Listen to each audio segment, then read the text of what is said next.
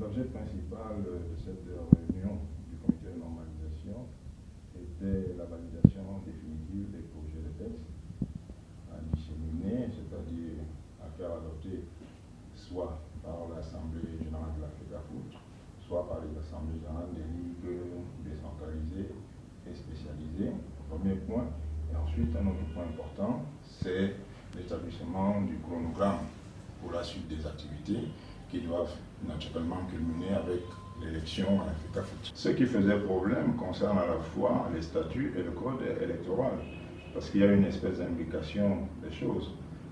Ce qui avait posé problème essentiellement dans le cadre des anciens textes qui avaient été adoptés par la FECAFOOT en 2012, il faut bien le rappeler, c'était un certain nombre de problèmes, par exemple les qualités de membres, qui posaient problème, les conditions d'éligibilité, et puis il y avait quelques contradictions entre le statut spécial des ligues décentralisées et les statuts même de la FECAFOOT. C'est autant de questions auxquelles il fallait apporter une réponse pertinente. Alors, ce qu'il faut déjà dire, c'est qu'il y a une véritable révolution concernant les ligues décentralisées et les ligues spécialisées.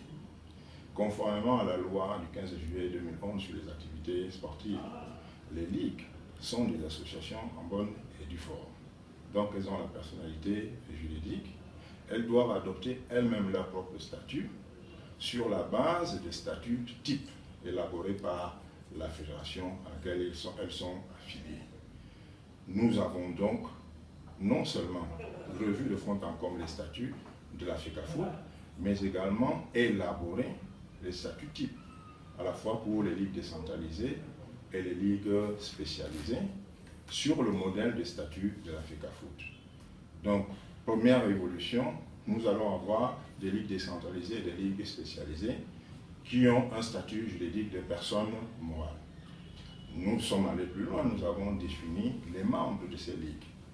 Pour ce qui est des ligues décentralisées, il y a 3 catégories de membres.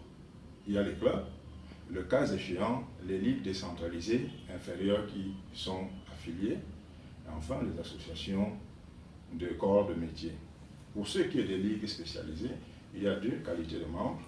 Il y a les clubs et puis les associations de corps de métier. Les choses sont clarifiées et ce sont ces membres qui vont avoir des délégués à l'Assemblée générale.